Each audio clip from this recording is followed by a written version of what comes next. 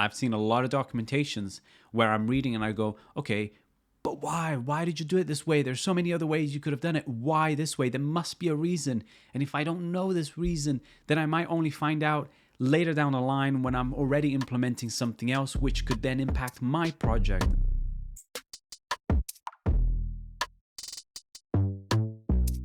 All right, welcome back to my channel. I'm Paolo, and in today's video, I want to raise a really interesting question.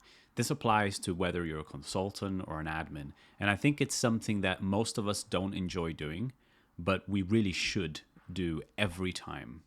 So the question is, as a consultant or an admin, what's your opinion on developing good Salesforce documentation? Now, I know, like I said, most people don't enjoy doing documentation. It's really time consuming. Maybe it's a bit boring, but we all know it's super helpful and it's something that definitely should be done. So I think for me, it goes without saying that documentation is absolutely crucial for every project.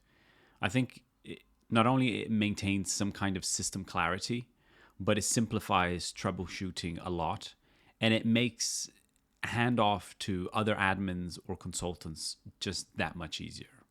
So I think it's definitely something that every project should try to allow time for, because the better the documentation, the easier everything else will be. I've seen a lot of Salesforce documentation, in-house written documentation, and people try to be very complex about it. They try to be very professional about it. And essentially what happens is you end up reading it and you have absolutely no clue what you've read. You don't know what's in front of you. It's just very difficult to understand, or it's ambiguous. It's, it can have multiple meanings, and essentially it doesn't help you with what it is that you're trying to achieve, which is to understand that org or that piece of customization. So I think one of the key things that makes documentation really, really good is that it's relatable. Someone can read it and understand it, and it fits its purpose. So I try to be as simple and plain English as I can. And usually what I'll do is I'll detail what it is that the piece of customization or the configuration or the business process is trying to achieve.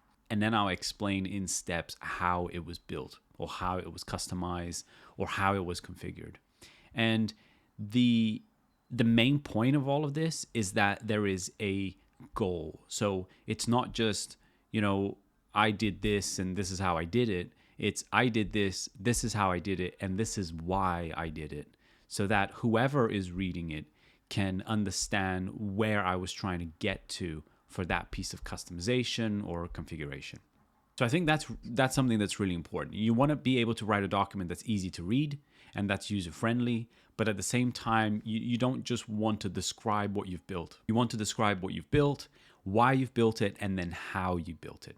Those are the three important components of a good description. And think about it. If you are reading the documentation for a complex business process, you'd want to know these things, right? Without any of them, you'd be left in the dark. If you know what was built and how was built, but you don't know why, well, then you're sitting there wondering, okay, I understand this, but why? Why was this done?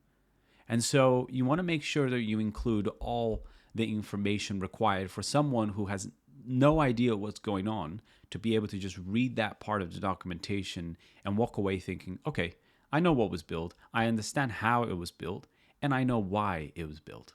So it's really, really important that you explain in your documentation why it was built that way.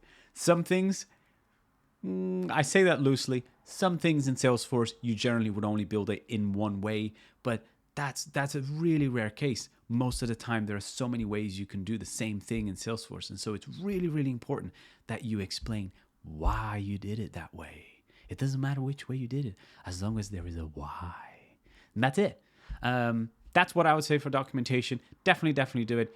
If you're not already documenting things, start doing it. If you like some help in terms of templates or how to get started, let me know. I've got a bunch of them I can help with. I want to know, what do you think is a good approach for keeping your documentation up to date and actually creating those documentations? And if you don't document anything yet, I want to know why, and I want you to tell me that you will start.